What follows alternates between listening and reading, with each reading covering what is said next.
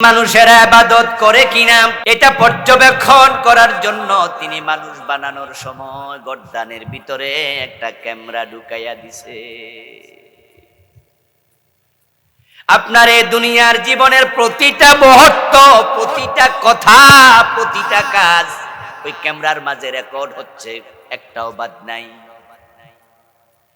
হাসরের ময়দানে সে কিতাব যখন আল্লাহ মানুষের হাতে দেবেন, তখন যারা পাপিষ্ঠ সেই কিতাব পায়া তারা অবাক হয়ে বলবে, মালি হাদাল কিতাবিলা ইউগাদিরু সগীরাতান ওয়ালা কাবীরাতান ইল্লা আহসাহা।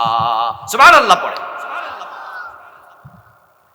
তারা আমলনামা হাতে পেয়ে আশ্চর্য হয়ে বলবে, কি দারুণ কিতাব, কি আশ্চর্য কিতাব। দুনিয়ায় ছোট বড় যা করেছি কোনো কিছু বাদ নাই, সব এখানে রেকর্ড আছে। ফামান ইয়ামাল মিসকালা যাররাতিন খায়রান ইয়ারা ওয়া মান ইয়ামাল মিসকালা যাররাতিন শাররান ইয়ারা। তুমি যদি যাররা পরিমাণ ভালো করো সেটাও রেকর্ড হয়, যাররা পরিমাণ খারাপ কাজ করো সেটাও রেকর্ড হয়। যাররা শব্দের অর্থ হলো অণু। অণু হলো এমন জিনিস, আজ থেকে 1450 বছর আগে এই যাররা শব্দটা আল্লাহ কোরআনে প্রয়োগ করলেন, অথচ অণু নামে কোন জিনিস আছে এটা আজ থেকে 300 বছর আগের লোকেরা জানতই না। কোরআনে 1450 বছর আগে আল্লাহ অণু শব্দ বলেছে। অণু হলো এমন বস্তু যেটা খালি চোখে দেখা যায় না, এটা দেখার জন্য আলাদা যন্ত্র লাগে, যেটার নাম হলো মাইক্রোস্কোপ। বাংলায় বলে অণুবীক্ষণ যন্ত্র। অণু মানি অণু, বীক্ষণ মানি দেখা, যন্ত্র মানি যন্ত্র। এমন যন্ত্র যা দেখতে, এমন জিনিস যা দেখতে এই যন্ত্রটা লাগবে। এখন অণুর চেয়ে ছোট যেটা, এটার নাম হলো পরমাণু। পরমাণুর চেয়ে ছোট যেটা, এটার নাম হলো ইলেকট্রন। ইলেকট্রনের চেয়ে যেটা ছোট ওইটার নাম প্রোটন। আরো ছোট হতে আছে, হতে থাকবে। আল্লাহ এমন ক্যামেরা গর্দানে বসাইছে, ওই পরিমাণ আমল করো ওইটাও রেকর্ড হবে, কিচ্ছু বাদ নাই। প্রতিটা কথা রেকর্ড হয়। বন্ধু বন্ধুর কানে কানে কথা বলছে, কানের কাছে মুখ নিয়ে ফিস ফিস করে বলে যেন অন্য কেউ না শোনে। গুরুত্বপূর্ণ কথা, এটা লিক আউট হলে সমস্যা, তাই আস্তে করে বলে, দোস্ত শোনে নাই, না শুনে বলে কি কস বুঝি না, আর একটু জোরে বল। আর বন্ধু বলল, না রে দেয়ালেরও কান আছে, এর চেয়ে জোরে কমু না, পরে কমু যা। এমন হয় না? এখন আর কমু না, যা পরে। আল্লাহ কোরআনে বলছেন, মা ইয়ালফাযু মিন কাওলিন ইল্লা লাদাইহি রাকীবুন আতীদ। যে শব্দ তোমার দুই ঠোঁটের মাঝখান দিয়ে বেরিয়ে গেল, দুনিয়ার কেউ যদি নাও শোনে, গর্দানের রেকর্ডারে রেকর্ড হয়ে গেছে।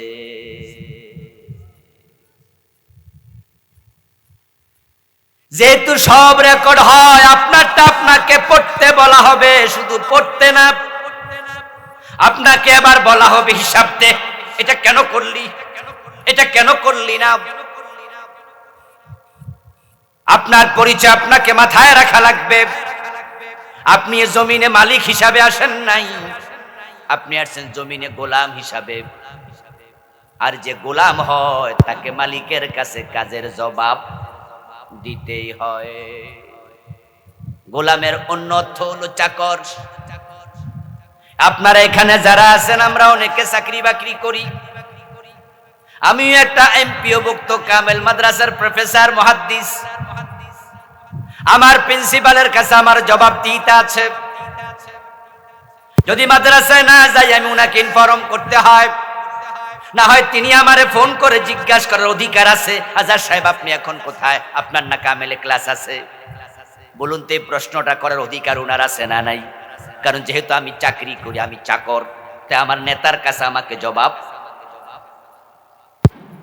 আবার প্রিন্সিপাল সাহেবকে যদি এসে মাদ্রাসার টিওনো সাহেব না পায়, ওসি সাহেব আপনার ডিসি সাহেব না পায়, মাদ্রাসার যিনি সভাপতি উনি এসে দেখো অফিসে প্রিন্সিপাল নাই, এবার প্রিন্সিপালকে প্রশ্ন করা, প্রিন্সিপাল সাহেব আপনি কোথায়, মাদ্রাসায় এখন থাকার কথা, এই প্রশ্ন করার অধিকার সভাপতির আছে না নাই?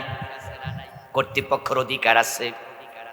এই জমিনে আপনাকে 30, 40, 50 বছর আল্লাহ স্বাধীনতা দিয়া পাঠাইছে, ভাববেন না আমি বুঝি পার পাইয়া গেছি।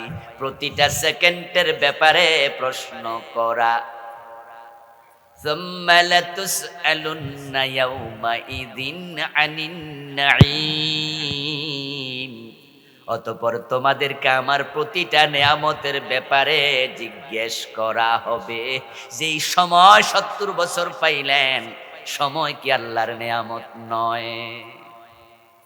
যেই চোখ দিয়া জি বাংলা স্টার জলসায় নাটক দেখলেন, আপনার এই মোবাইলের মাঝে যেই চোখ দিয়া বাজে ছবি দেখলেন, এই চোখ কি আল্লাহর নেয়ামত নয়? চোখ আপনি বানাইছেন নাকি?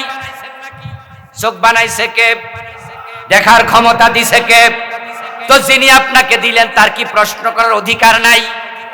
যে মুখ দিয়া মিথ্যা কথা বলছেন, গীবত করতেছেন, এই মুখ দিছে কে?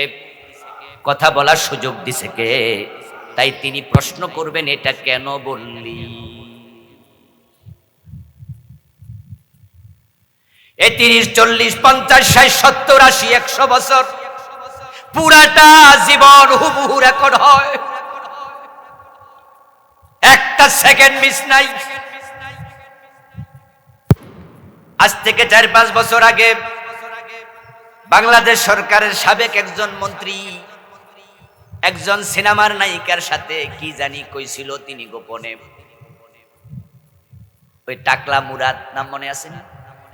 বলে যান নাই তো? নায়িকা মাহিয়া মাহিনা জানি কি একটা আছে, আপনারা গাজীপুরের পাশে বাড়ি। ওই বেডিরে কি জানি কইছে, 1.5 থেকে 2 মিনিটের একটা অডিও ক্লিপ ফাঁস হলো। আমি সোনারগাঁ হোটেলে আছি, তুমি চলে আইও। ও বেডি কই ব্যস্ত আছি, না আইলে পুলিশ ফাটামু, সেনাবাহিনী ফাটামু, এ জাতীয় কিছু কথাবার্তা হয়েছে, এগুলো আমরা শুনলাম অডিওতে। এটা যখন ফাঁস হলো, কে বা কারা রেকর্ড করে দিছে সাইরা, বেডার মন্ত্রিত্ব চলে গেল, এমপিত্ব চলে গেল, দলের সাময়িক একবারে সমর্থক পোস্টটা পর্যন্ত বাতিল হলো। পরবর্তী নির্বাচনে তাকে আর এমপি প্রার্থী দেয় নাই, তার ইজ্জত মান সম্মান ধুলায় মিশে গেল। আমি অবাক হই, মাত্র 2 মিনিট 2.5 মিনিটের অডিও ফাঁস হলে যদি সব যায়, আর আমাদের 50 বছরের ভিডিও যখন আল্লাহ ফাঁস করবেন, তখন আমাদের কি হবে?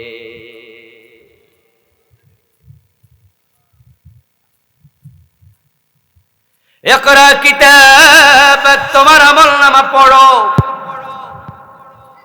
আমলনামা দেখে সেদিন বলবে, আল্লাহি রাব্বিনা মা কুন্না মুশরিকিন। আল্লাহ আমার আমলনামায় তো শিরিক, আমি তো শিরিক করি নাই। মা কুন্না না'মালু মিন সু, আল্লাহ আমার আমলনামায় সুদ আছে, ঘোষ আছে, গীবত আছে, মিথ্যা আছে, আমার নামাজ কাজার রেকর্ড আছে, আমার রোজা ভাঙ্গার রেকর্ড আছে। আল্লাহ আমি এত খারাপ না, এটা আমার আমলনামা না, এই আমলগুলো আমি করি নাই। সেদিন আল্লাহর সামনে মানুষ মিথ্যা বলতে শুরু করবে, কারণ তারা জানে যে আমলনামা হাতে দিছে, এটা পড়লে উপায় নাই, উপায় নাই। তাই মুশরিক বলবে শিরিক করি নাই, মিথ্যুক বলবে মিথ্যা বলি নাই। যখন তার আল্লাহর সামনে দাঁড়ায়া এই মিথ্যা বলা শুরু করে দেবে, কোরআন মাজিদে সূরা ইয়াসিনের মাঝে আল্লাহ বলে, আল-ইয়াউমা নাখতিমু আলা আফওয়াহিহিম, তখন তাদের মুখের মাঝে আমি মোহর মেরে দেব, মুখ বন্ধ করে দেয়া হবে। যেই মুখ দিয়া দুনিয়ায় হাজারো মিথ্যা বলেছ, এমন মিথ্যা বলেছ যে মিথ্যার কারণে তোমার একটা মিথ্যা আরেকজনের জেল হয়ে গেছে, ফাঁসি হয়ে গেছে, ঠিক কিনা? মিথ্যা সাক্ষী দিয়া ফাঁসি দিছে, এমন ঘটনা বাংলাদেশে ঘটে নাই। এ গত 15 বছরে কত বড় বড় নেতাদেরকে সালাউদ্দিন কাদের চৌধুরীকে ফাঁসি দিয়েছে। মাওলানা নিজামী রাহিমাহুল্লাহ, আব্দুল কাদের মোল্লা, আলী হাসান মুজাহিদ, কত বড় বড় নেতা। এই দুইজন লোক মন্ত্রী ছিলেন 5 বছর, নিজামী এবং মুজাহিদ 5 বছরে একটা টাকার দুর্নীতি করেন নাই। ফখরুদ্দিন মঈনুদ্দিন সরকার ক্ষমতায় আসলো, অ্যারেস্ট করলো কত নেতা। এই দুইজনের ব্যাপারে তারা মাইক্রোস্কোপ দিয়ে, টেলিস্কোপ দিয়ে, টর্চ লাইট দিয়ে, যা দিয়ে সব দিয়ে যাচাই করছে, তাদের মন্ত্রণালয়ে 1 পয়সার দুর্নীতি পায় নাই। লোকগুলা কি সৎ না অসৎ? যেই দেশে ফিয়ন কেরানি পর্যন্ত বাড়িওয়ালা হয়ে যায়, 100 কোটি টাকার মালিক হয়। আমাদের সাবেক প্রধানমন্ত্রী বলেছেন উনার বাড়ির ফিয়ন কত টাকার মালিক? 400 কোটি টাকার মালিক। আপনাদের গাজীপুরের হাউন আঙ্কেল আছেন একজন, কি কইব না, না নিজের গায়ে ফলো তো, ওই বেড়া নাকি কয়েক হাজার কোটি টাকার মালিক, একটা এসপি। তারপরে পুলিশের ছিল আইজিপি বেনজির, কোন নজির টজির আর নাই, এক ফিজ বাংলাদেশে, ও নাকি 10,000 কোটি টাকার মালিক হয়েছে। আমার প্রিয় ভাইয়েরা, একজন পুলিশের এসপি যদি 1000 কোটি টাকার মালিক হয়, কনস্টেবল 100 কোটি টাকার মালিক হয়, পিয়ন 600 কোটি টাকার মালিক হয়, এ 2 মন্ত্রী 5 বছর মন্ত্রী ছিলেন, 1 টাকা দুর্নীতি করে নাই। বুঝতে হবে তাদের কলিজায় আল্লাহর ভয় ছিল, তারা আল্লাহকে ভয়। তোমার কাছে তারা খারাপ, আল্লাহর কাছে তারা ভালো মানুষ। তোমাদের মিথ্যা সাক্ষীতে তারা ফাঁসিতে ঝুলেছে, তোমার মুখের প্রতিটা কথা রেকর্ড হবে, তোমাকে বলা হবে পড়ো, তোমাকে বলা হবে বলো কেন বলেছো। আল্লাহর সামনে যেহেতু পুরা জীবনের হিসাব দিতেই হবে, এবার বলুন তো, জীবনে চলতে গিয়ে বলতে গিয়ে সাবধান হওয়া দরকার আছে না নাই? প্রিয় দিনী ভাইয়ের, আপনারা কেমন আছেন? মা বোনরা তো ফাস্ট হয়ে যাচ্ছে, আপনারা তো পিছনে পড়ে যাচ্ছেন। পুরুষের প্যান্ডেল এখনো ভরলো না, মা বোনের প্যান্ডেল নাকি অনেক আগ থেকেই ভরে গেল। দুপুরে রান্না করছেন আপনারা কে কে? তো যারা রান্না করে হেরা আগে চলে আসে, আর যারা খায় তারা পরে আসে। আমাদের মা বোনদেরকে আল্লাহ তাআলা দ্বীনি খেদমতে কবুল করুন, বলেন আমিন। মায়েরা যখন দিনমুখী হয় তখন তাদের সন্তানরা ইমাম আবু হানিফার মতো হয়, ঠিক না? আব্দুল কাদের জিলানীর মতো সন্তান মায়েদের পেট থেকে আসবে যদি আমাদের মায়েরা দিনদার হয়। ফাতেমার পেট থেকে তো হাসান হুসাইনের জন্ম হয়েছে, ঠিক না? এটাই স্বাভাবিক। আমাদের মা বোনরা আসছে আগে আগে, শুনে আমার ভালো লাগলো। আল্লাহ ঘরে ঘরে ফাতেমাতু জাহরার মতো দিনদার মেয়ে আল্লাহ দান করো, বলেন আমিন। প্রিয় দিনী ভাইয়েরা, আল্লাহ শুকরিয়া, এ ভর দুপুর বেলায় কোরআনের আহ্বানে, কোরআনের এই ময়দানে আমরা আসতে পেরেছি। আমাদেরকে প্রোগ্রামে আসার তৌফিক কে দিয়েছেন? কোরআনের মাহফিল হচ্ছে রহমতের বাড়িধারা বর্ষিত হওয়ার একটি চমৎকার জায়গা, যেখানে আরশে আজিম থেকে রহমতের ফলগুধারাও বাড়িতভাবে বর্ষিত হয়।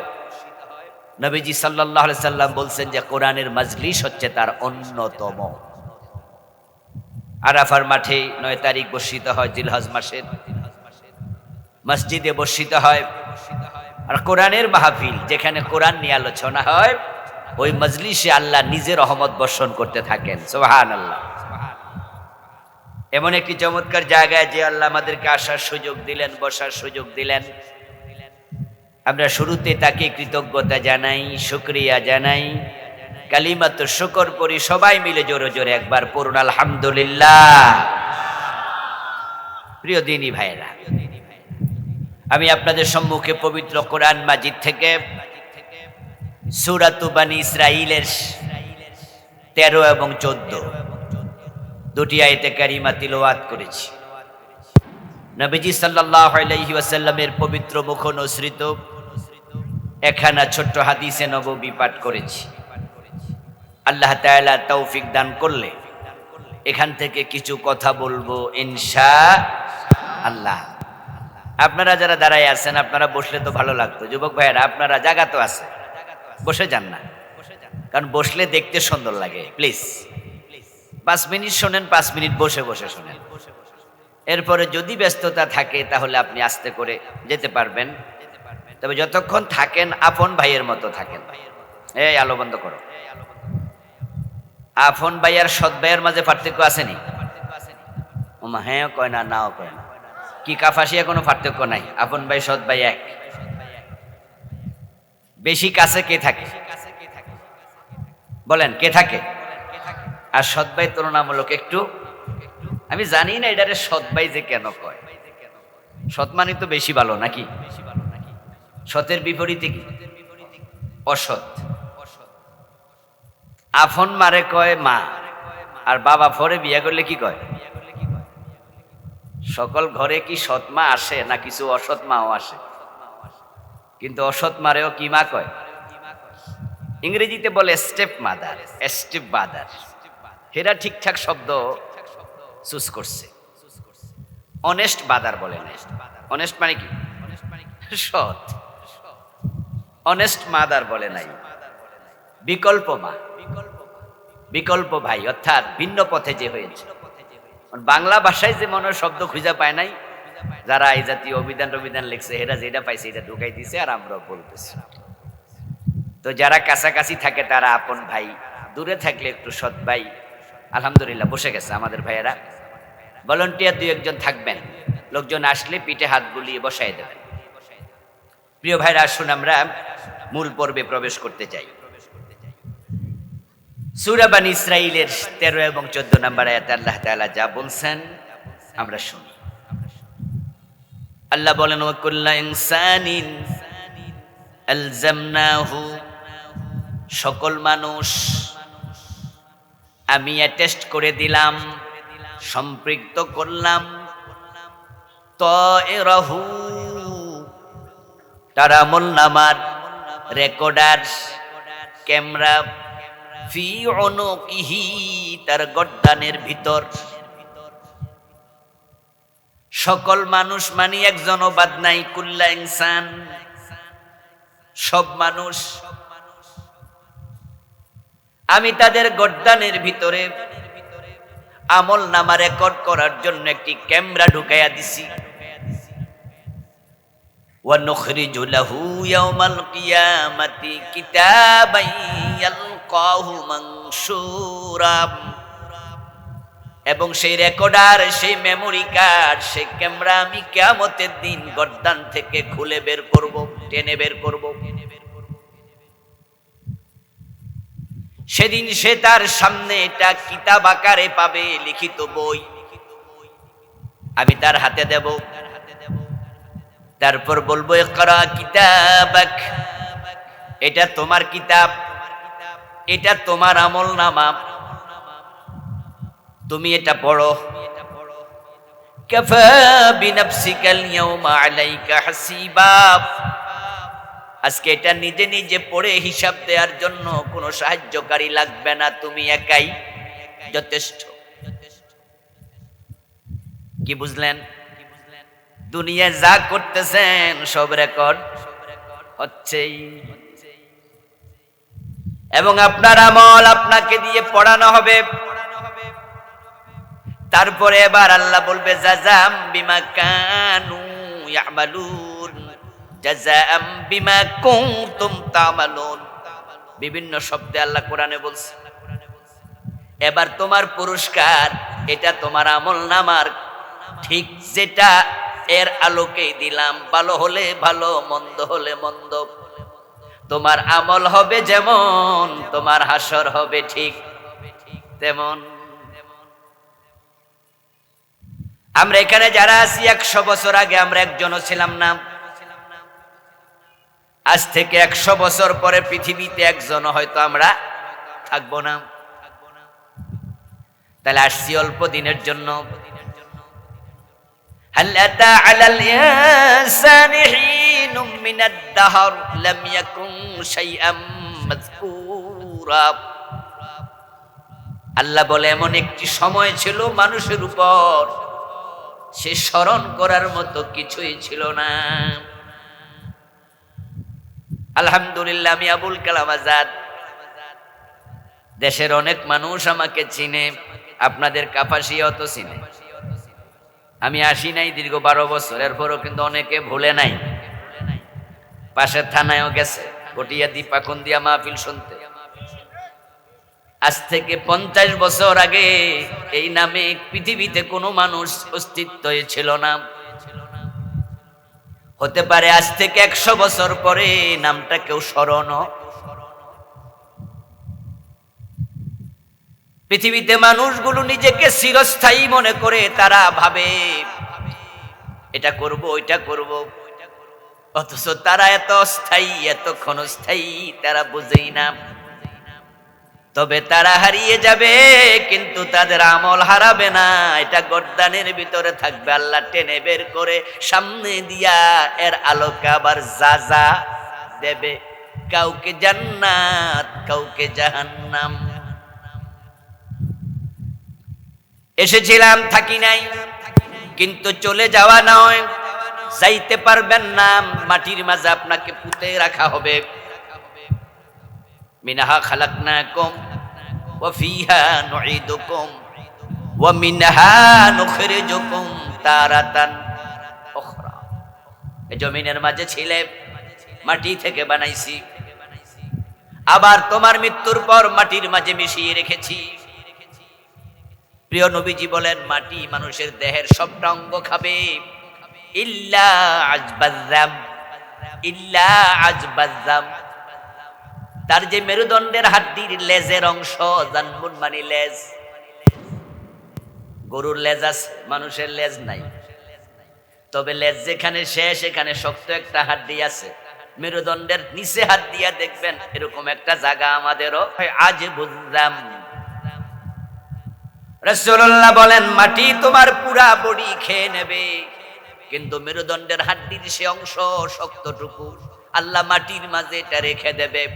এটা আগুনেও পোড়াতে পারবে না, এটা মাটিও খাইতে পারবে না। আবার সেখান থেকে মিনহা ইউরাক্কাবু, ওই অংশ থেকে তোমাকে আবার বানানো।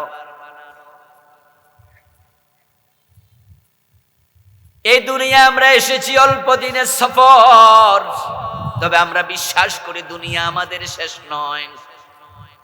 যদিও নাস্তিকরা অনেকে বলে দুনিয়ায় নাকি শেষ, তাই তারা বলে দুনিয়া মস্ত বড়, খাও দাও ফুর্তি করো, যে কদিন বাইসা আছো আনন্দ করে কাটাও, এনজয় ইউর লাইফ।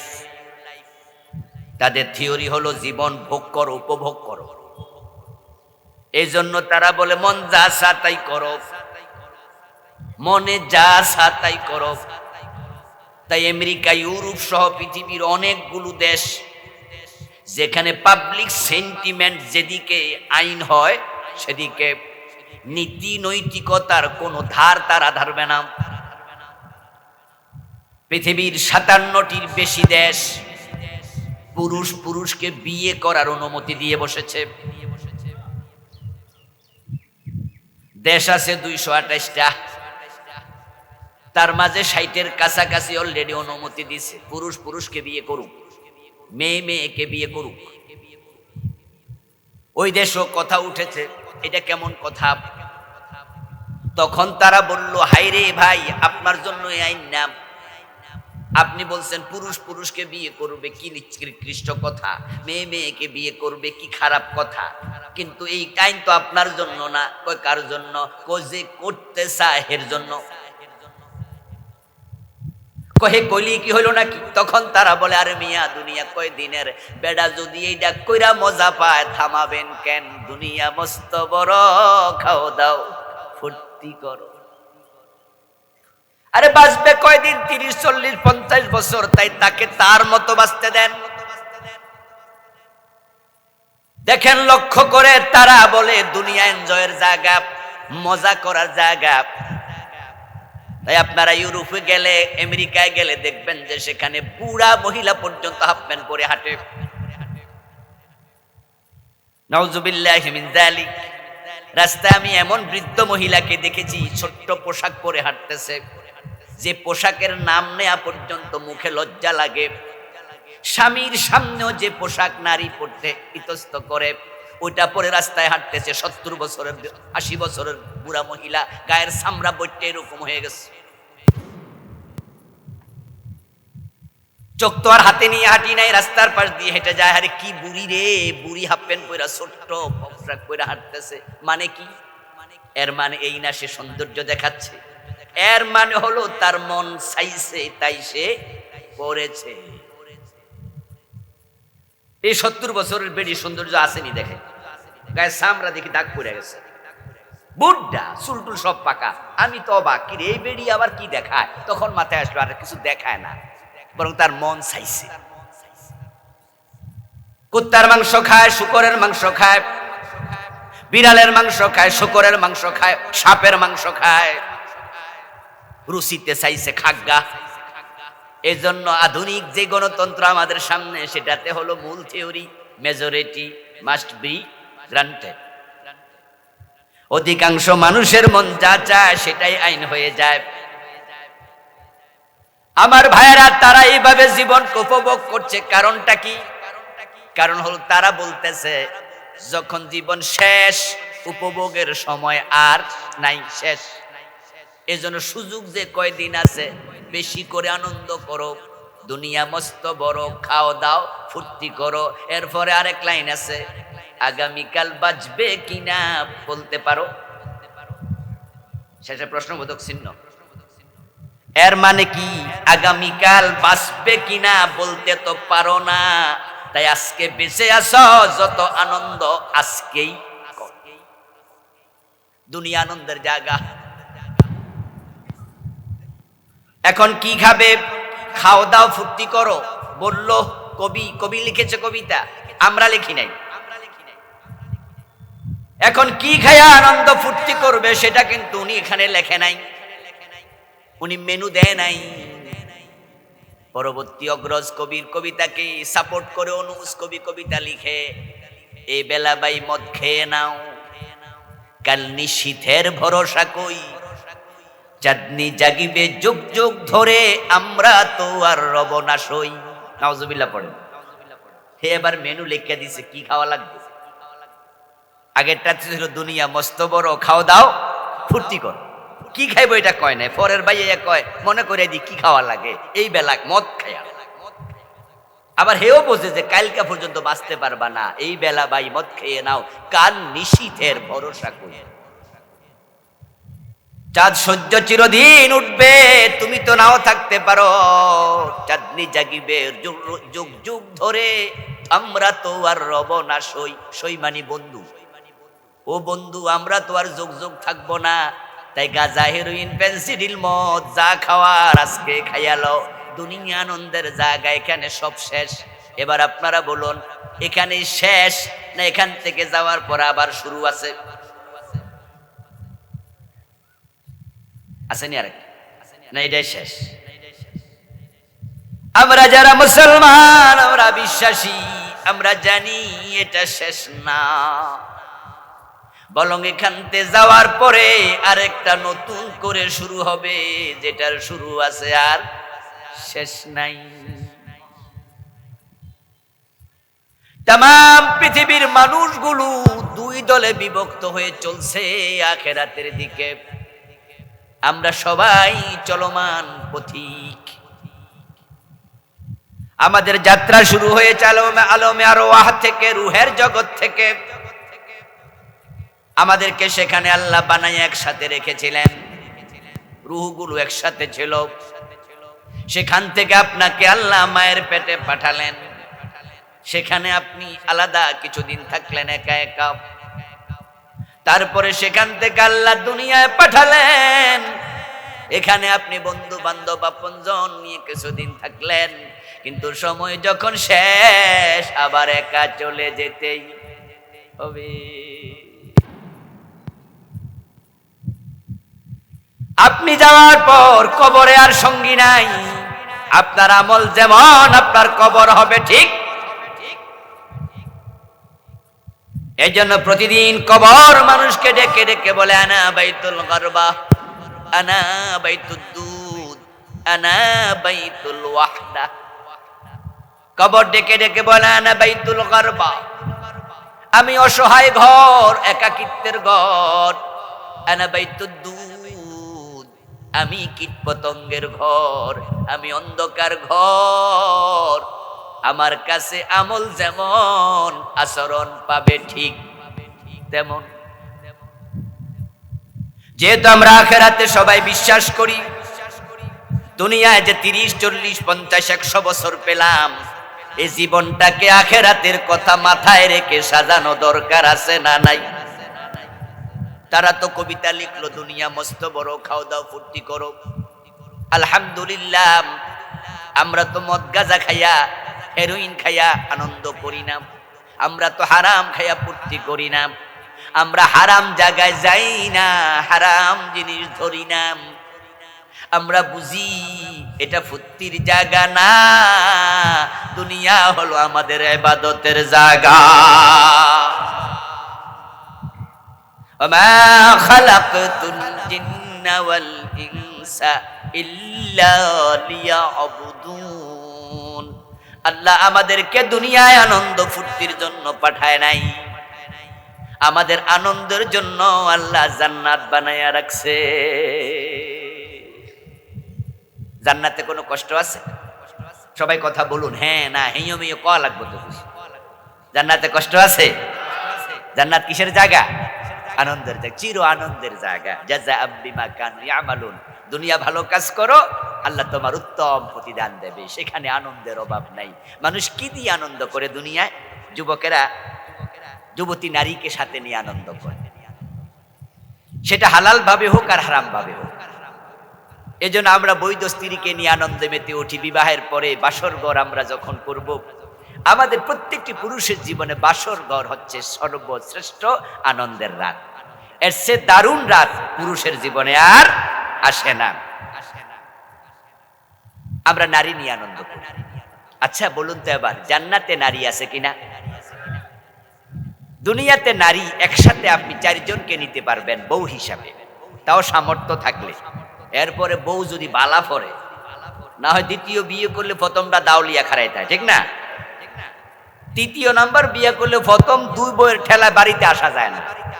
আমি 4 বিয়েওয়ালা এমন বউর জামাইয়ের নাম শুনেছি, জামাইকে আমি চিনি, যে বেটা ভাড়া বাড়ি থাকে, ওখানে বউ একজনও না, একা থাকে। ঘটনা কি? বউ 4 জন, 4 জনই দৌড়ায়।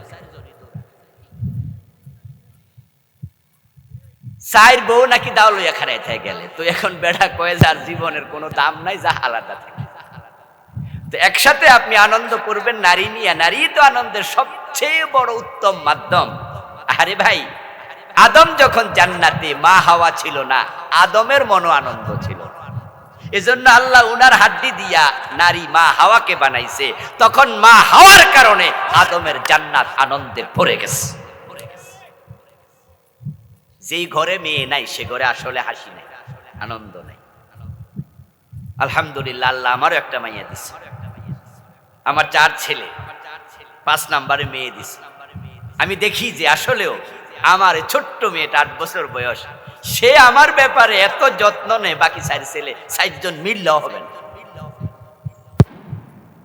বিয়ের আগে পুরুষেরা অনেকটা সন্ন্যাসরা থাকে। মা যদি যত্ন না নেয়, তাহলে পুরুষের বিয়ের আগে যত্ন নেওয়ার কেউ নাই।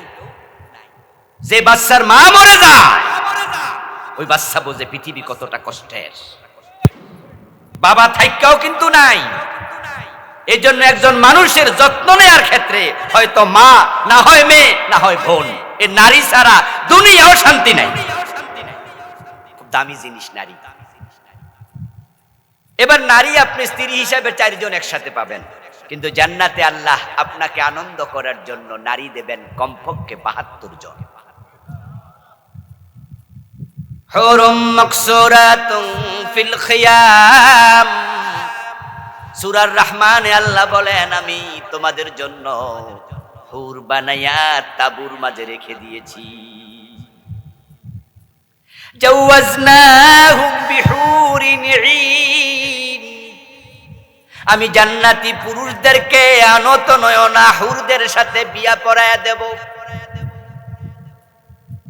এবং হুররা এত সুন্দরী হবে, তাদের সৌন্দর্যের কাছে পৃথিবীর সবগুলো নারীর সৌন্দর্য চাঁদের আলো কাছে তারার আলোর মতো আরো কম। নবীজি বলেছেন এক একটা হুরের গায়ে 70 স্তবক কাপড় থাকবে, 70 স্তবক কাপড়। আমাদের বাজারেও কিন্তু মেয়েদের কিছু পোশাক পাওয়া যায়, যে পোশাকগুলা দেখবেন যে এত মোটা, এক একটা 1.5 কেজি 2 কেজি ওজন। এগুলারে কি কয়, ফরক না জানি কি কয়। এর মাঝে দেখবেন যে 2টা 3টা 4টা আছে, দেখেন নাই? আমাদের কয়টা? আমাদের কিন্তু জামা একটা, এরার এন একটা এন একটা, এরকম দেখবেন যে এরকম মোটা মোটা দেখা যায়। আল্লাহর নবী বলেন জান্নাতে 70 স্তবক কাপড় হবে। এত সুন্দরী হুর আল্লাহ বানাইছেন, তাদের পায়ের নলার সৌন্দর্য 70 স্তবক কাপড় ভেদ করে বের হয়ে যাবে। আমার বন্ধু একটা গেল আনন্দ করার জন্য, এবার কি লাগে? বাড়ি ঘর লাগে মানুষের। একটু ভালো থাকার জন্য মানুষ প্রাসাদ বানায়, ঘর বানায়, বাড়ি বানায়। এজন্য পয়সাওয়ালা মানুষদেরকে দেখবেন তারা 2 কোটি 5 কোটি 10 কোটি 50 কোটি টাকা খরচ করে নিজের প্রাসাদ তৈরি করে, একবারে রাজস্থান থেকে পাথর নিয়ে আসে, মার্বেল পাথর দিয়ে টাইলস দিয়া বাড়িঘর বানায়, বানাইয়া সেখানে নিজের জৌলস জাহের করে। আল্লাহ তাআলা আপনার আমার আনন্দের জন্য জান্নাতে ঘর দেবেন, প্রাসাদ দেবেন। জান্নাতের সবচেয়ে ছোট বিল্ডিংটা হবে 100 তলা উঁচু। ইন্না ফিল জান্নাতি মিআতা দারাজা, জান্নাতে 100 তলা উঁচু থাকবে এক একটা বিল্ডিং। এবং বিল্ডিং গুলো আল্লাহ কি দিয়ে বানাবেন? আনন্দের জায়গা দুনিয়ায় নাম, এখানে ইবাদত করো, আমাদের আনন্দের জন্য জান্নাত রেডি। রাসূলুল্লাহ বলছেন লাবানাতুম মিন যাহাবিন ওয়া লাবানাতুম মিন ফিদ্দা, যে জান্নাত আল্লাহ বানাইছে ওই জান্নাতের একটা ইট হবে রূপার, একটা হবে স্বর্ণের তৈরি। ও বন্ধু, যারা পয়সাওয়ালা মানুষ তারা আনন্দ করার জন্য তাদের বাড়িতে বিভিন্ন রকমের বাগান করে। আমরা গরিব মানুষ নুন আনতে ফান্তা ফুরায়, আমাদের আবার কিসের বাগান? কিন্তু যারা পয়সাওয়ালা, অনেক টাকা আছে, পয়সা আছে এবং মন মানসিকতা বড় আনন্দের উৎফুল্ল, ওই মানুষগুলো আধুনিক মানুষ, পণ্য মানুষ, দেখবেন তাদের বাড়ির ছাদের মাঝেও বাগান বানায়। কত রকমের ফুল গাছ। আপনারা তো গ্রামের মানুষ, অনেকে দেখেন নাই, আবার যারা শহরে যান তারা দেখেছেন। এমন কিছু গাছ আছে যেগুলো অতটুকু বড় হয়, এক একটার দাম 3 লাখ 5 লাখ 10 লাখ আরো বেশিও আছে।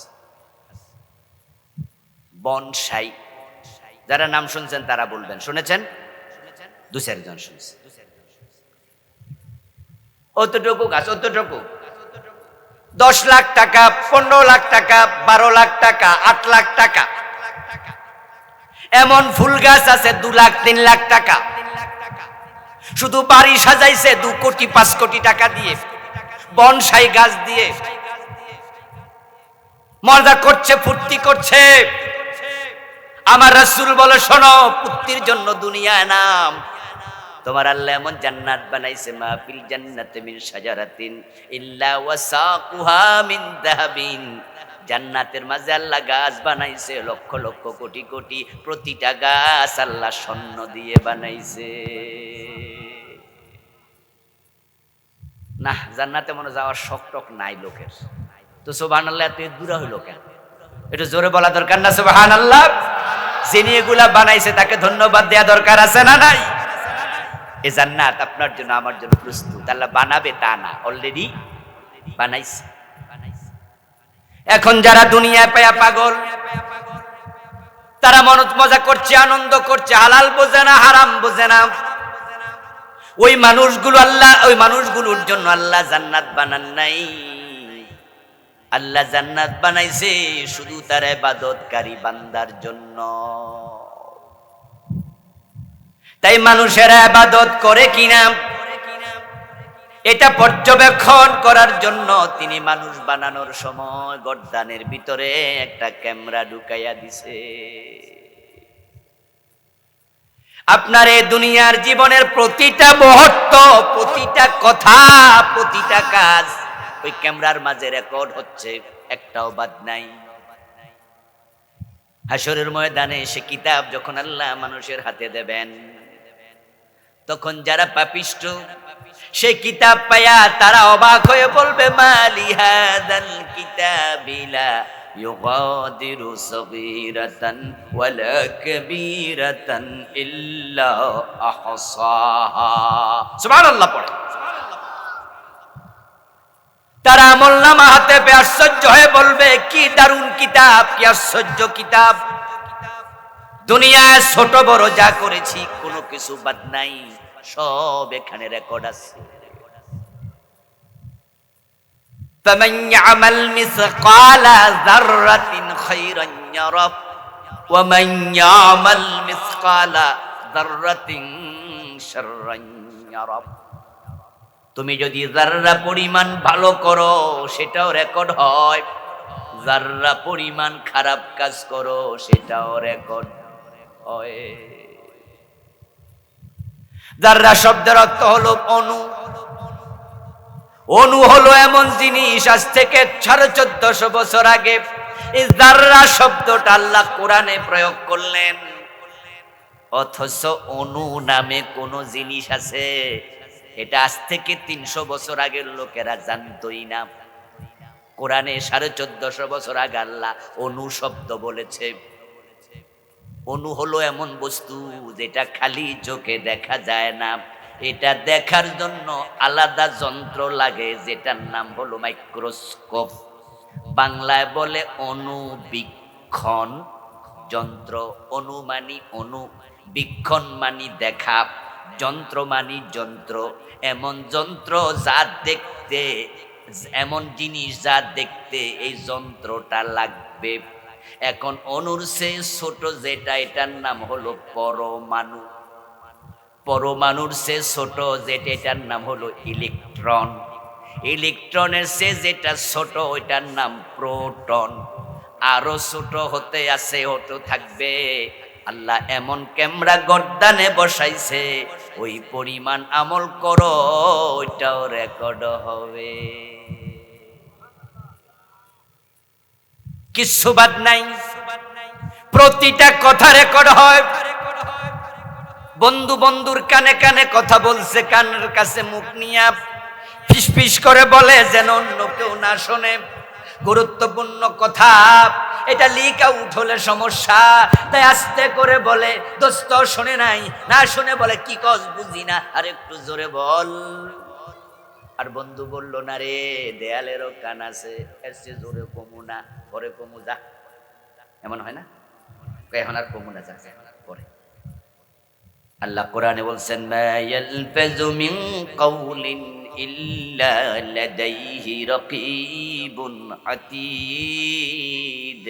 যে শব্দ তোমার দুই ঠোঁটের মাঝখান দিয়ে বেরিয়ে গেল, দুনিয়ার কেউ যদি নাও শোনে, গর্দানের রেকর্ডারে রেকর্ড হয়ে গেছে।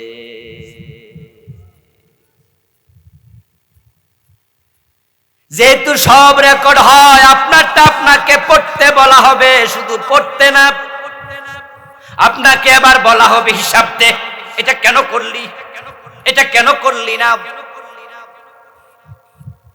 আপনার পরিচয় আপনাকে মাথায় রাখা লাগবে। আপনি জমিনে মালিক হিসাবে আসেন নাই, আপনি আসছেন জমিনে গোলাম হিসাবে। আর যে গোলাম হয় তাকে মালিকের কাছে কাজের জবাব দিতেই হয়। গোলামের অন্য অর্থ হলো চাকর। আপনারা এখানে যারা আছেন, আমরা অনেকে চাকরি বাকরি করি। আমি একটা এমপিও ভুক্ত কামেল মাদ্রাসার প্রফেসর মুহাদ্দিস। আমার প্রিন্সিপালের কাছে আমার জবাবদিহিতা আছে। যদি মাদ্রাসায় না যাই, আমি উনাকে ইনফর্ম করতে হয়, না হয় তিনি আমারে ফোন করে জিজ্ঞাসা করার অধিকার আছে, আজাদ সাহেব আপনি এখন কোথায়, আপনার না কামেলে ক্লাস আছে। বলুন তো, এই প্রশ্নটা করার অধিকার উনার আছে না নাই? কারণ যেহেতু আমি চাকরি করি, আমি চাকর, তাই আমার নেতার কাছে আমাকে জবাব। আবার প্রিন্সিপাল সাহেবকে যদি এসে মাদ্রাসাটি অনু সাহেব না পায়, ওসি সাহেব আপনার ডিসি সাহেব না পায়, মাদ্রাসার যিনি সভাপতি উনি এসে দেখো অফিসে প্রিন্সিপাল নাই। এবার প্রিন্সিপালকে প্রশ্ন করা, প্রিন্সিপাল সাহেব আপনি কোথায়, মাদ্রাসায় এখন থাকার কথা। এই প্রশ্ন করার অধিকার সভাপতির আছে না নাই? কর্তৃপক্ষের অধিকার আছে। এই জমিনে আপনাকে 30, 40, 50 বছর আল্লাহ স্বাধীনতা দিয়া পাঠাইছে। ভাববেন না আমি বুঝি পার পাইয়া গেছি। প্রতিটা সেকেন্ডের ব্যাপারে প্রশ্ন করা। ثم لتسألن يومئذ عن النعيم। অতঃপর তোমাদেরকে আমার প্রতিটা নেয়ামতের ব্যাপারে জিজ্ঞেস করা হবে। যেই সময় 70 বছর পাইলেন, সময় কি আল্লাহর নেয়ামত নয়? যেই চোখ দিয়া জি বাংলা স্টার জলসায় নাটক দেখলেন, আপনার মোবাইলের মাঝে যেই চোখ দিয়া বাজে ছবি দেখলেন, এই চোখ কি আল্লাহর নেয়ামত নয়? চোখ আপনি বানাইছেন নাকি? চোখ বানাইছে কে? দেখার ক্ষমতা দিছে কে? তো যিনি আপনাকে দিলেন তার কি প্রশ্ন করার অধিকার নাই? যে মুখ দিয়া মিথ্যা কথা বলছেন, গীবত করতেছেন, এই মুখ দিছে কে? কথা বলার সুযোগ দিছে কে? তাই তিনি প্রশ্ন করবেন, এটা কেন বললি? এই 30, 40, 50, 60, 70, 80, 100 বছর পুরাটা জীবন হুবহু রেকর্ড হয়, একটা সেকেন্ড মিস নাই। আজ থেকে 4-5 বছর আগে বাংলাদেশ সরকারের সাবেক একজন মন্ত্রী একজন সিনেমার নায়িকার সাথে কি জানি কইছিল তিনি গোপনে। ওই টাকলা মুরাদ নাম মনে আছে না? বলে যান নাই তো? নায়িকা মাহিয়া মাহিনা জানি কি একটা আছে, আপনারা গাজীপুরের পাশে বাড়ি। ওই বেডিরে কি জানি কইছে, 1.5 থেকে 2 মিনিটের একটা অডিও ক্লিপ ফাঁস হলো। আমি সোনারগাঁও হোটেলে আছি, তুমি চলে আইও। ও বেডি কই ব্যস্ত আছি, না আইলে পুলিশ পাঠামু, সেনাবাহিনী পাঠামু, এ জাতীয় কিছু কথাবার্তা হয়েছে, এগুলো আমরা শুনলাম অডিওতে। এটা যখন ফাঁস হলো, কে বা কারা রেকর্ড করে দিছে সাইরা, বেড়ার মন্ত্রিত্ব চলে গেল, এমপিত্ব চলে গেল, দলের সাময়িক একবারে সমর্থক পোস্টটা পর্যন্ত বাতিল হলো। পরবর্তী নির্বাচনে তাকে আর এমপি প্রার্থী দেয় নাই। তার ইজ্জত মান সম্মান ধুলায় মিশে গেল।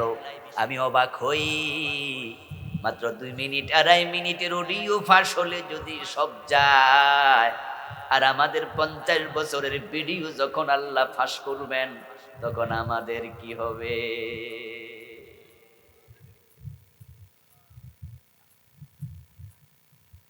ইকরা কিতাবাক, তোমার আমলনামা পড়ো।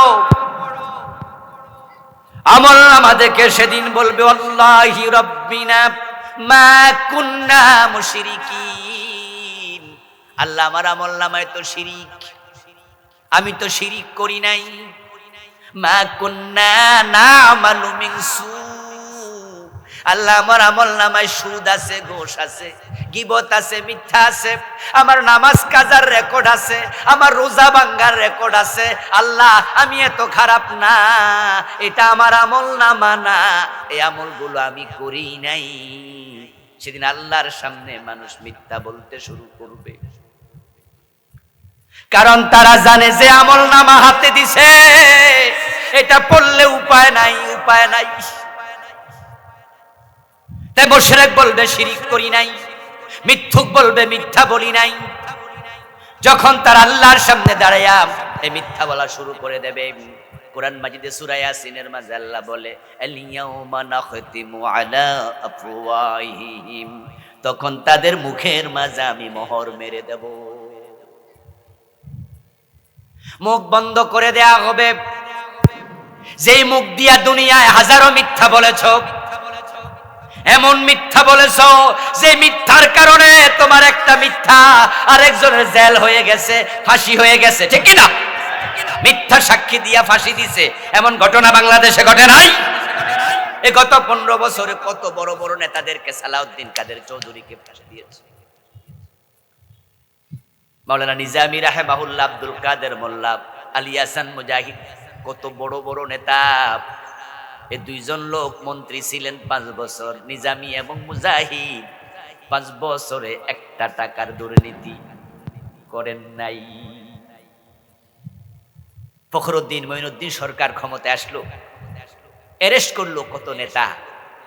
এই দুইজনের ব্যাপারে তারা মাইক্রোস্কোপ দিয়ে, টেলিস্কোপ দিয়ে, টর্চ লাইট দিয়ে, যা দিয়ে সব দিয়ে যাচাই করছে, তাদের মন্ত্রণালয়ে 1 পয়সার দুর্নীতি পায় নাই। লোকগুলা কি সৎ না অসৎ?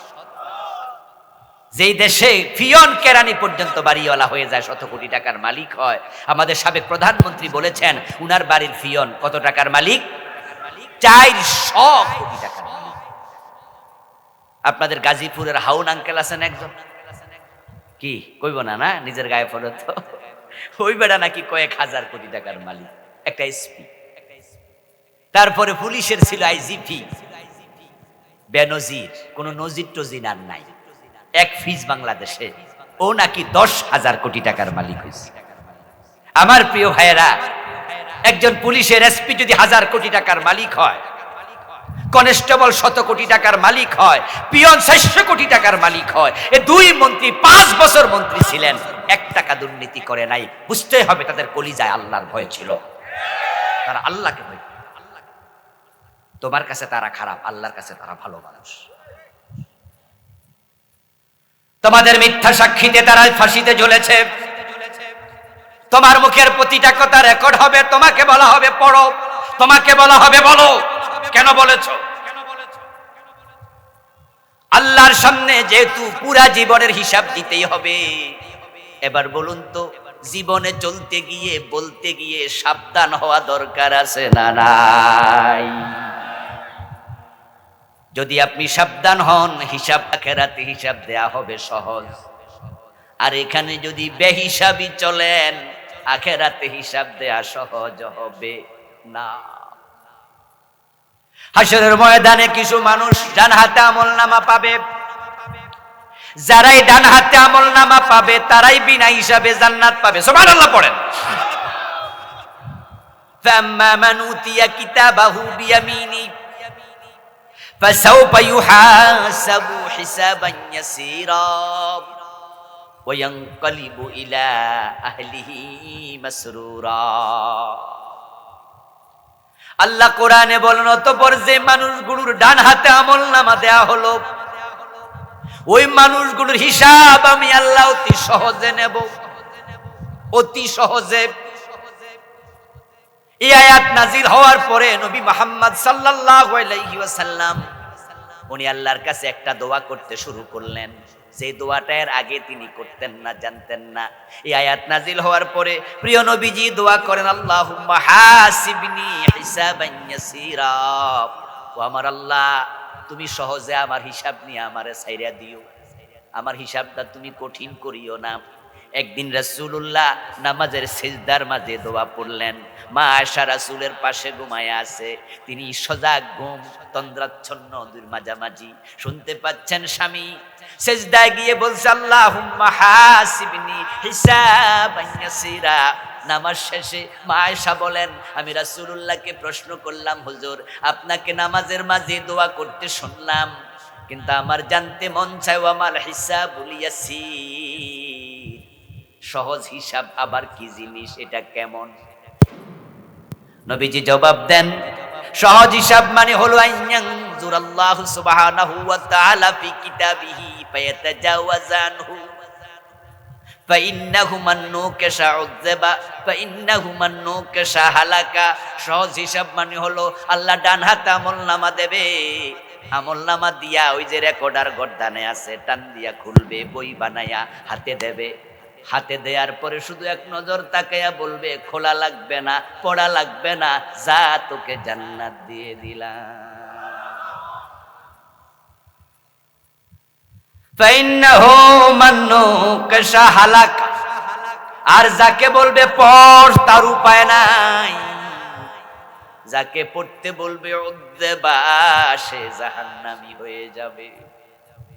এখন যারা ডান হাতে আমলনামা পাবে, আল্লাহ বলবে যাও যাও জান্নাত, হিসাব লাগবে না। ফায়ানকালিবু ইলা আহলিহি মাসরুরা। ওই আল্লাহর বান্দা লাপাতে থাকবে আনন্দে, লাপাইতে লাপাইতে হাসরের ময়দানে বাবারে খুঁজবে, মারে খুঁজবে, বাইরে খুঁজবে, বোনেরে খুঁজবে, বউরে খুঁজবে, সন্তানরে খুঁজবে। এর আগে পালাইতো, আর এখন খোঁজে বেড়ায়। আনন্দের সাথে আপনজনের কাছে দৌড়াইয়া বলবে, হাবু মুকরাউ কিতাবিয়া, আমার আমল নামা পড়ো পড়ো, দেখো দেখো দেখো, আমার আমল নামাটা দেখো। লোকজনকে দেখাবে, লোকজন বলবে, ও মিয়া, একই ঘরে ছিলাম, এক বাড়িতে ছিলাম, একই স্কুলে পড়েছি, একই মসজিদে নামাজ পড়ছি, একই বাজারে খরচা খাইছি, তুমি এত ভালো আমল নামা কেমনে পাইয়া গেলা গে সেটা বলো। এক মাহফিল ওয়াজ শুনছি, এই যে বসে আছেন একসাথে, হয়তো আপনার পাশের জন ডান হাতে আমল নামা পেয়ে গেছে, আপনার তার খবর নাই। এই প্রশ্ন করার পরে সেই জবাব যে যেটা দেবে, সেই জবাবটাও আল্লাহ কোরআনে বলছে। এই জবাবটা ভালো করে সবাই রপ্ত করবেন। জবাবটা হলো, সে বলবে, ইন্নী জানান্তু আন্নী মুলাকিন হিসাবিয়া, আমার আমল নামা ডান হাতে পাওয়ার কারণ আমি দুনিয়ায় যত কাজ করেছি, যত কথা বলেছি, আখেরাতে হিসাব দিতে হবে, এটা মাথায় রেখে করেছি। আমি জানতাম যে আমার প্রতিটা কথার হিসাব দিতে হবে, আমি জানতাম যে আমার প্রতিটা কাজের হিসাব দিতে হবে। আমার প্রিয় ভাইয়েরা, যেই মার্কেটে, যেই অফিসে, যেই দোকানে সিসি ক্যামেরা লাগানো আছে, যদি আপনি দেখেন দোকানে ঢোকার পরে সিসি ক্যামেরা দেখা যায়, আর দোকানে দরজার মাঝেও লেখা আছে সিসি ক্যামেরা চালু আছে। আচ্ছা, ওই দোকানে কি চোর চুরি করতে একটু সাবধান হইব না? যে চুরি যে করবো, বেটা তো দেখলে।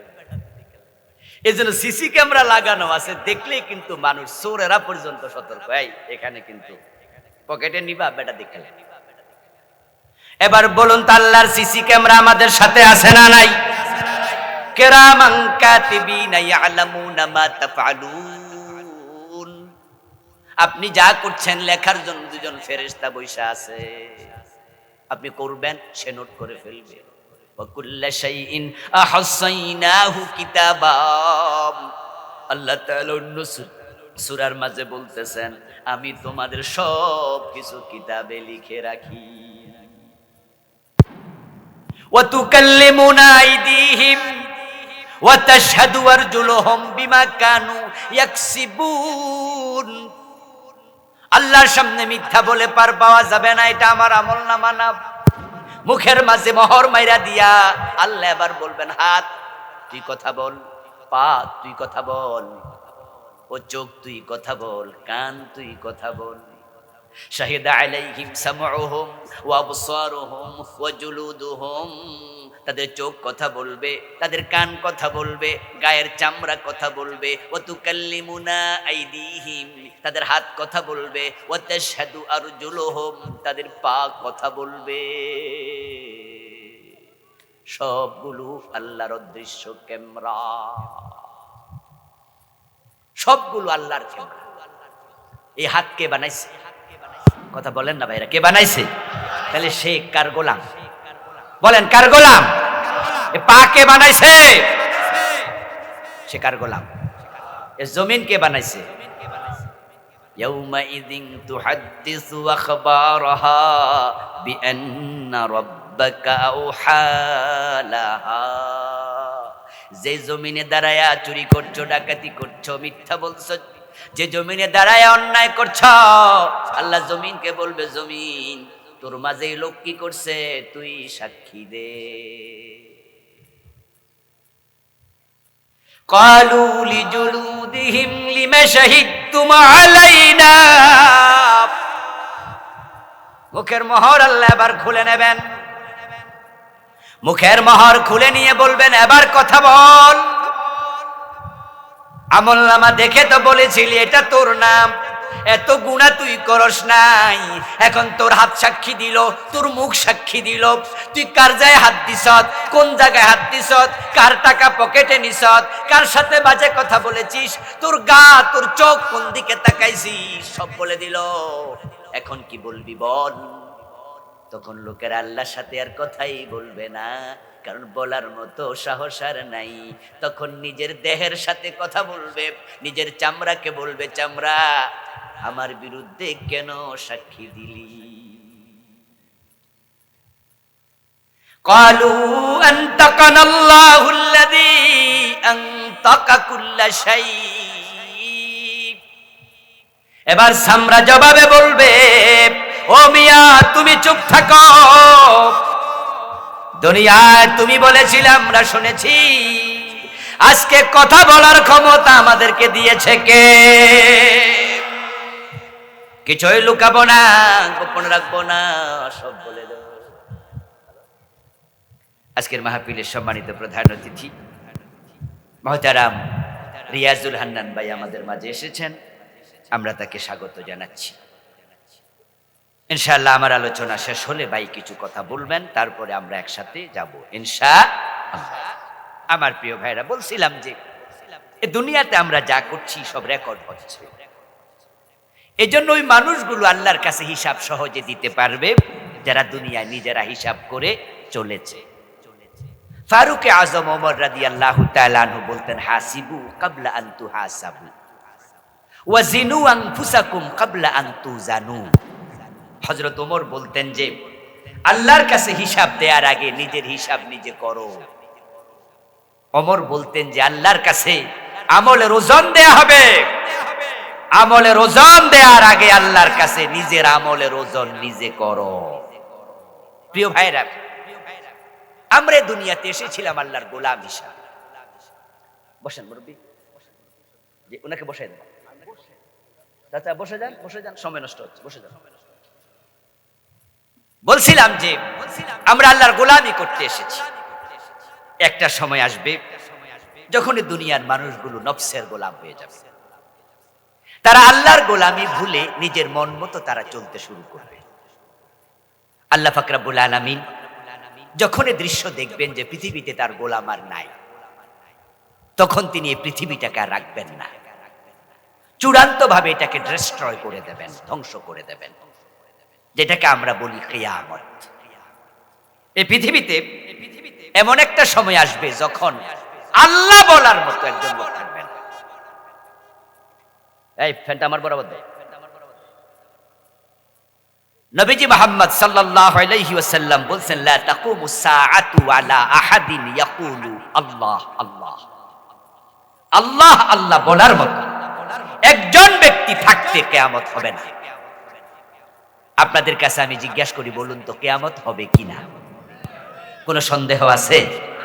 তাহলে এই হাদিস দ্বারা বোঝা যায়, অপোজিটে গেলে আমরা হাদিসের বিপরীতে গেলে যেটা বুঝবো, ঈমানওয়ালা একজন থাকলে কিয়ামত হবে না, তার অপোজিটে বোঝা যায় কিয়ামত যেদিন হবে ঈমানওয়ালা একজনও আর থাকবে না।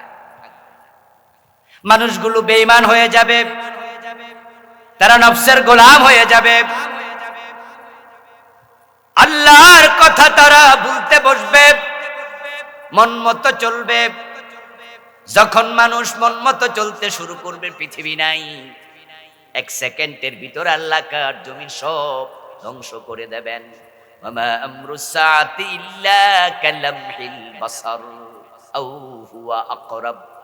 আল্লাহ কোরআন মাজিদে বলেন যে আকার জমিন তোমরা দেখছো, আমি চোখের পলক পড়তে যতটুকু সময় লাগে এর চেয়ে কম সময়ে সবটাকে এক আছাড় মেরে শেষ করে দেব। পৃথিবী যখন শেষ হয়ে যাবে, 40 বছর এক আল্লাহ ছাড়া কিছু থাকবে না। কুল্লু শাইইন হালিক ইল্লা ওয়াজহাহু। সব শেষ, একমাত্র আল্লাহ আছেন, তিনি ছিলেন, তিনি আছেন এবং তিনি থাকবেন। ওয়াল আউয়ালু ওয়াল আখিরু ওয়াজ যাহিরু ওয়াল বাতিন। তিনি ছিলেন, তিনি আছেন, তিনি অনাদি, তিনি অনন্ত। 40 বছর চলে যাবে। 40 বছর যাওয়ার পর আল্লাহ তাআলা ইসরাফিল আলাইহিস সালামকে আবার জীবিত করবেন, তার মুখের মাঝে সিংহা দেবেন। ইসরাফিল আলাইহিস সালাম ওই সিংহার মাঝে আল্লাহর অর্ডারে আবার ফু দেবেন। ইসরাফিলের সিংহার ফুয়ের মাধ্যমে প্রলয় হয়েছিল, আবার ইসরাফিলের সিংহার মাধ্যমে আমরা জেগে উঠব। সুম্মা নুফিখা ফীহি উখরা ফাইযা হুম কিয়ামুন ইয়ানজুরুন। আল্লাহ তাআলা কোরআনে বলেন, অতঃপর ওই সিংহার ফুৎকারে সবাই আবার দাঁড়িয়ে যাবে। ওয়াইদাল কুবুরু বুসিরাত আলিমাত নাফসুম মা কদ্দামাত ওয়া আখখারাত ফাইযা হুম কিয়াম। সবাই দাঁড়াবে। আল্লাহর সামনে দাঁড়ানোর পর এবার আল্লাহ আমলনামা হাতে দেবে, যা শুরু থেকে বলে আসছিলাম। এই মানুষগুলো কবর থেকে 3 ভাগে বিভক্ত হয়ে দাঁড়াবে এবং যেদিন সব মানুষ আল্লাহর সামনে দাঁড়াবে সেদিন নিয়ন্ত্রণ 100% আল্লাহর হাতে থাকবে।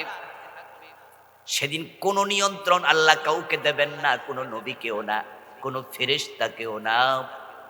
বরং আল্লাহ কাহ্হার সূরত ধরে যখন প্রকাশিত হবেন তখন আল্লাহর ভয়ে আল্লাহর নবীরা নফসি নফসি ইয়া নফসি বলে চিৎকার দেবে। নবীজি মুহাম্মদ সাল্লাল্লাহু আলাইহি ওয়াসাল্লাম সিজদায় পড়ে থাকবেন। ইয়াউমা ইয়াকুমুর রূহু ওয়াল মালাইকাতু সাফফান লা ইয়াতাকাল্লামুন। ফেরেশতারাও কথা বলবে না, লাইন ধরে দাঁড়ায়া থাকবে। ওয়াল আমরু ইয়াউমাইযিল লিল্লাহ। সেদিন রাজত্ব ক্ষমতা একমাত্র কার? নবীজি বলেন, মানুষ 3 দলে বিভক্ত হবে। এক দল কবর থেকে উঠবে সিনফান মুশাতাব। ওঠার সাথে সাথে অদৃশ্য শক্তি পিছন থেকে ধাক্কাবে, গো অ্যাহেড, সামনে চল। ফাতাতুনা ফুয়াজা। সব মানুষ দলে দলে হাসরের ময়দানে যাবে। গিয়েই তারা দেখবে সূর্য মাথার উপর, পায়ের তলায় জুতা নাই। হুফাতাম উরাতান ওয়া গুরলা, গায়ে কাপড় নাই, পায়ের তলায় জুতা নাই, মাথার মাঝে টুপি নাই, হাতা ছাতা নাই। সূর্যের আলোতে দাঁড়িয়ে থাকবে সেখানে 50,000 বছর। তারজুল মালাইকাতু ওয়ার রূহু ইলাইহি ফি ইয়াউমিন কানা মিকদারুহু 50,000 সানা। আমার বানানো কথা নয়, কোরআনের আয়াত। 50,000 বছর। প্রতিটা মানুষের জন্য জায়গা বরাদ্দ হবে শুধুমাত্র পা রাখার বরাবর।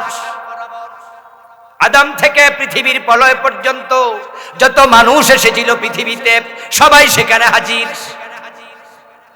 কোটি কোটি কোটি কোটি মানুষ জায়গা পাবেন পা রাখার মতো সামান্য।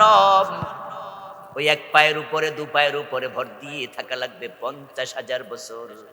সূর্যের তাপ যখন চালু হয়ে যাবে, ফায়াকুনুন নাসু আলা কদরি আমালিহিম ফিল আরাক। সহিহ মুসলিমের হাদিস, প্রিয় নবীজি বলেন, যার আমল যেমন তার হাসরের ময়দান হবে তেমন। গা থেকে ঘাম বের হতে হতে কারো টাকনু গিরা ডুবে যাবে, তারপরে ঘাম বন্ধ, কারণ তার গুনাহ কম। কারো কারো হাঁটু পর্যন্ত ডুবে যাবে, গুনাহ বেশি। কারো কারো মাজা পর্যন্ত ঘাম এসে যাবে, গুনাহ আরো বেশি। ওমিনহুম মাইয়ুলজিমুল আরাকু ইলজামা। কারো কারো ঘাম তার মাথা পার হয়ে যাবে, সে বেশি গুনাহগার। সুতরাং কে কেমনে চলবেন হিসাব করে চলিয়েন। আপনার আমল আপনার হাসর সমান হবে। এখানে যা করবেন সেখানে তা হবে। সূর্যের তাপে ঘাম ঘাম থাকবে না।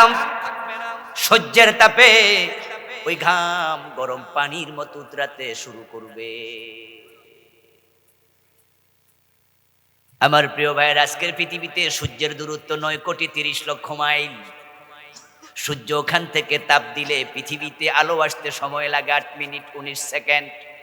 তারপরে আমরা তাপ পাই মাত্র, এখন চলছে 26 ডিগ্রি সেলসিয়াস। আজকে এই যে 25-26 ডিগ্রি চলছে, গরমকাল আসলে সেটা 30, 35, 39, 40-এ যায়। আর যখন 40 ক্রস হয় তখন পুকুরের পানি পর্যন্ত গরম হয়ে যায়।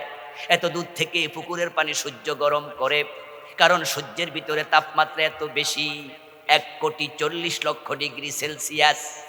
ওখান থেকে তাপ দিয়া দুনিয়ার পানি গরম করে, আর হাসরের ময়দানে সূর্য থাকবে মাত্র 1 বিঘত উপরে। ওই মাথার উপর থেকে সূর্য তাপ দিয়া পুরাটা হাসরের ময়দানের ঘাম উত্তপ্ত গরম পানি বানায় ফেলবে। আমলনামা হাতে আসবে না। অনেক পরে 50,000 বছর খাড়াই থাকো, গুনাহ কেন করেছো, এখনো বিচারই হয় নাই, বিচারের আগে সোজা করে ফেলবে। আমাদের দেশে যখন কোনো আসামির ধরে, পুলিশ আসামি ধরার পরে থানায় নেয়, থানায় নেয়ার পরে গারদে রাখে। থানার মাঝে গারদ আছে না? জেলখানার চেয়ে বালা না খারাপ? যারা গেছে হেরা টের পায়, জেল বালা গারদ খারাপ। তারপরে এবার নেয় থানা, আপনার থানা থেকে নিয়ে যায় কোর্টে। কোর্টে নেয়ার পরে কোর্টের মাঝে আবার সব আসামি এক জায়গায় রাখে। মামলার শুনানি এখন শুরু হবে। হাজতে আপনার জেলে এখনো আদালতে নেয় নাই, এর আগে আছে এমন গরম, এমন কষ্ট, কেউ বিড়ি টানে, কেউ এরকম, কেউ ওরকম, কারো গায়ে দুর্গন্ধ, কষ্টের পর কষ্ট। তারপরে এবার যাবেন আপনি এজলাসে, তারপরে সেখান থেকে আপনাকে পাঠাবে জেলখানায়। জেলখানা যাওয়ার পরে রাতের বেলা আবার ফাইলিং সিস্টেম, আবার কষ্ট, তারপরে জেলে রাখবে। বিচার কিন্তু এখনো চলমান। বিচার হইতে হইতে 2 বছর, 3 বছর, 5 বছর পরে রায় হয়। তারপরে জেল হবে না খালাস পাবেন সেটা পরে। আগে যেটা হইলো 6 বছর পরে খালাস পাইলো, আগেরটা ফ্রি। হাসরের ময়দানে আমলনামা হাতে দিয়ে আল্লাহ কাউকে কাউকে ছাড়বেন, কিন্তু আমলনামা দেওয়ার আগে 50,000 বছর ওইটার অবস্থা। এ হলো একদম। ওয়াসিনফান রুকবানাম, আরেক দল বড় সৌভাগ্যবান মানুষ, তারা হাসরের ময়দানে যখন কবর থেকে উঠবে, ঢোকা লাগবে না, হাসরের ময়দানে যাওয়া লাগবে না। তারা কবর থেকে উঠে দেখবে কবরের পাশে জান্নাতের গাড়ি নিয়ে ফেরেশতা দাঁড়ায় আছে। কবর থেকে ওঠার সাথে সাথে ফুলের পাপড়ি ছিটে ফুল দিয়ে বরণ করবে, আহলান সাহলান মারহাবান, ওয়েলকাম, মোস্ট ওয়েলকাম ইউ। আপনাকে আনন্দের সাথে বরণ করবে, জান্নাতের গাড়ি আল্লাহ পাঠাইয়া দেবে। ফেরেশতারা আপনাকে সালাম দিয়ে বরণ করে ওই গাড়িতে তুলে বসাবে। তারপর গাড়িটা নিয়ে ডাইরেক্ট আল্লাহর আরশের নিচে চলে যাবে। সাবআতুন ইউযিল্লুহুমুল্লাহু ফি যিল্লিহি ইয়াওমা লা যিল্লা ইল্লা যিল্লু। হাদিসে পাওয়া যায় 7 গ্রুপ মানুষ আছে যাদেরকে আল্লাহ তাআলা আরশে আজিমের নিচে জায়গা দেবেন। এই বইটা আমি লিখেছি পরকালের উপরে। আমার লেখা মোট 8টা বই আছে, তার মাঝে ওহী রায়নায় পরকাল, 500-র উপরে হাদিস আমি আখিরাত নিয়ে এটাতে এনেছি। এই বই লিখতে গিয়ে গত বছর লিখেছি এটা, আমি আরেকটি হাদিস পেলাম যেখানে 7 না, আরেকটা যোগ হলো। রাসূল বলেছেন 8 গ্রুপ মানুষ আরশে আজিমের নিচে জায়গা পাবে। এই বই লেখার আগে আমি এটা জানতাম। 7টার হাদিস পড়েছি জীবনে অনেকবার। 8 গ্রুপ মানুষ, তাদেরকে আল্লাহ হাসরের ময়দানে নেবে না। তারা বড় সৌভাগ্যবান। 1 নাম্বার ইমামুন আদেল, ন্যায় বিচারক নেতা। আল্লাহর কাছে ন্যায় বিচারক শাসক, ন্যায় বিচারক নেতা এত সম্মানী। রাসূলুল্লাহ বলছেন আল্লাহ যখন বিচার শুরু করবেন তখন আল্লাহ তার ডান পাশে তাদেরকে মিম্বার বানাইয়া, নূরের মিম্বারে বসাইয়া তারপর বিচার শুরু করবেন।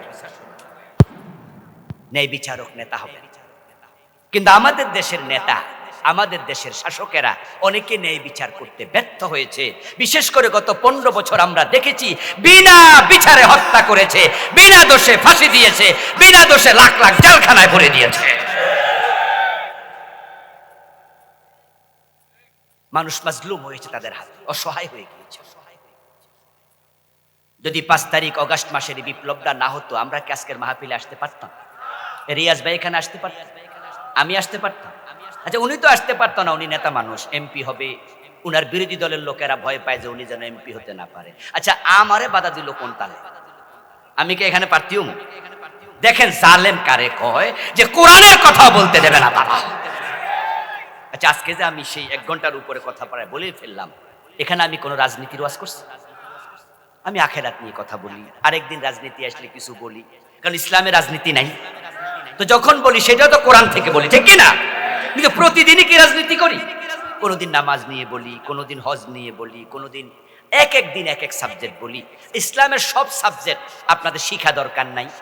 আচ্ছা, আপনারা এখানে যারা মুরব্বী আছেন তারা কি মাদ্রাসায় ভর্তি হইয়া ইসলাম শিখার বয়স আর আছে? আমাদেরকে দাওয়াত তো আপনারা এই জন্যই দেন। আমার সামনে এখানে রিক্সাওয়ালা আছে, দিনমজুর কুলি আছে, ইউনিভার্সিটির শিক্ষক আছে, এখানে বিচারক থাকতে পারে, এখানে রাজনীতিবিদ আছে। আমার সামনে যারা আছে আমি সেই কনসেপ্ট মাথায় রাখি, এমন কথাই আমি বলবো সেটা সবার জন্য উপকার হয়, ঠিক কিনা? আখেরাতে যেন হিসাব দিতে পারে না। কিন্তু প্রায় 12টা বছর আমারও তার আসতে দিল। আচ্ছা, এটা কি জুলুম না? আমরা কি শাসকদের থেকে অন্যায় চাই? এই জন্য আল্লাহ ভালোবাসেন ন্যায় বিচারক শাসক, আল্লাহর কাছে বড় প্রিয়।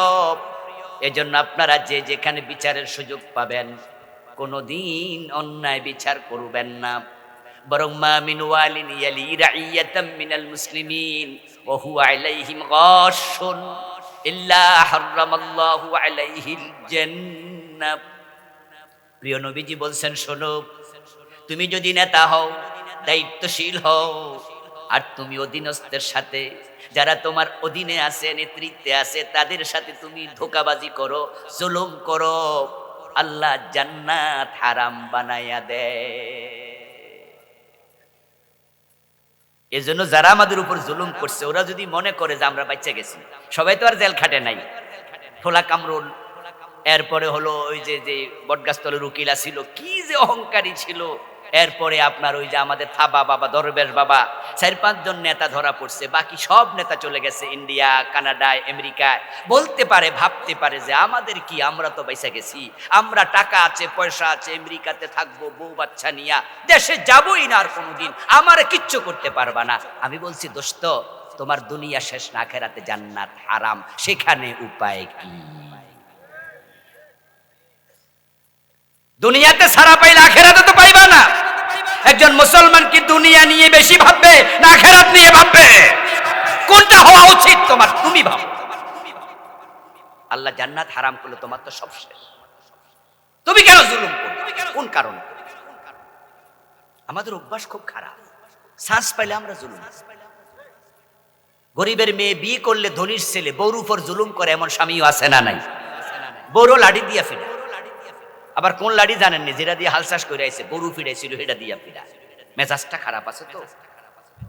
গরিব পাইয়া তার গায়ে হাত তুলছ, ধনী হইয়া গরিব প্রতিবেশীর উপর জুলুম করে, এমন প্রতিবেশী আছে না নাই? আমরা চান্স পাইলে জালেম হয়ে যাই। মনে রাখবেন, আপনি জালেম হলে আপনি যেমন, আকাশের মালিক আপনার সাথে আচরণ করবে ঠিক তেমন। আর তিনি যখন ধরেন তখন তার থেকে ছুটাইয়া নেয়ার ক্ষমতা কারো। মোট 8 ধরনের মানুষ তার আরশে আজিমের নিচে চলে যাবে। একটা বললাম, সামনে চলেন, সময় কম। 3 নাম্বার, গুরু ও সিনপান আলা উজুহিহিম, তারা কবর থেকে ওঠার সাথে সাথে তাদের পা চলে যাবে উপরে, মাথা চলে যাবে নিচে। হতভাগ্য মানুষ যাদের পা চাপ থাকবে উপরের দিকে, মাথা থাকবে নিচের দিকে। আমি বলেছি, আপনারা যারা শুনেছেন তারা একটু জবাব দিয়েন তো, হাসরের দিন নিয়ন্ত্রণ কার? অন্য কারো থাকবে? এজন্য সেদিন উল্টায়া দিবে কে? আবার গাড়িতে চড়াইয়া আর সে আজিমের নিচে নেবে কে? আবার উলঙ্গ করে হাঁটাইয়া নেবে কে? আপনার আমল যেমন, আল্লাহর আচরণ হবে ঠিক। আখেরাতে দুনিয়ার কত অখ্যাত হবে বিখ্যাত, দুনিয়ার কত বিখ্যাত আখেরাতে হবে অখ্যাত। হয়তো বড় হুজুর, বড় পীর, বড় বক্তা, বড় খতিব সেদিন ল্যাংটা উল্টে যাবে, কাপড় সুপড় খুলে আল্লাহ মাথা নিচের দিকে দিয়ে দেবে। আবার কত মুসল্লি, কত গরিব মানুষ, বাড়ির দারোয়ান, গাড়ির ড্রাইভার, কিন্তু মুত্তাকি, আল্লাহ তাকে জান্নাতের গাড়িতে চড়ে আরশে আজিমের নিচে নিয়ে যাবে। আমলটা ভালো করেন। আল্লাহ কাদেরকে উল্টায়া দেবে? যে মানুষগুলো দুনিয়া কোরআনের উল্টা চলেছে। আল্লাহ বলছে সুদ খাইও না, অথচ সুদে টাকা লাগাইয়া বসে আছে। এমন লোক কি আজকের মাহফিলে 2-4 জন নাই? আপনি কি ঠিক নাকি উল্টা? আল্লাহ বলছে ঘুষ খাইও না, লা তাকুলু আমওয়ালাকুম বাইনাকুম বিল বাতিল, অন্যায় ভাবে মানুষের টাকা আত্মসাৎ করো না, খেও না, অথচ ফাইলে সিগনেচার করে না ঘুষ না দিলে। উরি বাবারে বাবা, অফিস আদালতে গেলে দেখা যায় চেয়ারে কোনো মানুষ নাই, অসংখ্য হায়না বসে আছে। মানুষের কোনো চরিত্র, অধিকাংশ যায় পরের হক খাবে, মানুষ জুলুম করবে, মানুষ ঠকাবে, ওজনে কম দেবে, মালে বেজাল দেবে, আল্লাহর আইনের বিরুদ্ধে কথা বলে। আল্লাহর আইন তো মানেই না, যারা মানে তাদেরকে সহ্য করে না। তোমার এই মুখ কি আল্লাহ এই জন্য দিছিল? কোরআনের আইন হচ্ছে আলাহুল খালকু ওয়াল আমর, সৃষ্টি যার, আইন চলবে শুধুই তার। তুমি আল্লাহর আইনের পক্ষে কেন ছিলে না? চোর ধরে কেন হাত কাটনি? রাসূল তো বলছে আমার মেয়ে চুরি করলে তার হাত কেটে দেবে। জেনা করলে কেন 100 বেত লাগাও না? মদ পান করেছে মানুষ, 80 বেতের আইন কেন চালু করে নাই? ওমর তো তার ছেলেকে রেহাই দেয় নাই। তুমি তো শাসক ছিলে, এই আইনের পক্ষে তুমি কেন ছিলে না? উল্টা কেন চলেছ? এই জন্য আল্লাহ উল্টে দেবে। এখন যে মানুষগুলো উল্টে গেল তাদের কি হবে? তারা হাসরের মাঠেও যেতে পারবে না, জান্নাতের প্রশ্নই আসে না। ফায়ুখাযু বিন নাওয়াসি ওয়াল আকদাম। আল্লাহ তাআলা সূরা রহমানে বলেন, ইউরাফুল মুজরিমুনা বিসীমাহুম, তাদেরকে দেখে বোঝা যাবে তারা পাপিষ্ঠ। ফেরেশতা যাবে, মাথার চুলের অগ্রভাগে ধরবে, পায়ের তলায় ধরবে, ফুটবলের মতো মেরুদণ্ডের হাড্ডি ভেঙে গোল বানাবে। ফালা নুকিমু লাহুম ইয়াওমাল কিয়ামাতি ওয়াজনা। সূরা আল কাহফে আল্লাহ বলে, এই জাতীয় লোকের জন্য আমি সেদিন বিচারের কোনো ব্যবস্থা রাখবো না, দাড়ি পাল্লা দাঁড় করাবো না, ফেরেশতাকে বলবো জাহান্নামে ফেলে দে, তার বিচারের কোনো দরকারই নাই। আসুন আমরা উল্টা না চলি, আমরা কোরআনের পক্ষে চলে আসি, কোরআন পড়ি, কোরআন বুঝি, আল কোরআনের সমাজ গড়ি। আল্লাহ তৌফিক দান করুন, বলি আমিন।